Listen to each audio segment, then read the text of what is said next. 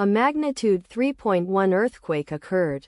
Minahasa, Sulawesi, Indonesia, 124 kilometers east of Palu, Indonesia or 71 kilometers east of Poso, Indonesia.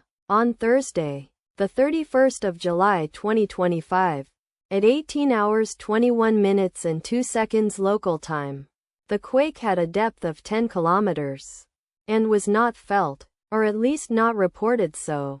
Data source from EMSC. Did you feel it? Let us pray. May the earthquake that occurred not affect our brothers and sisters there. May the earthquake not happen again. And may God protect everyone. Amen.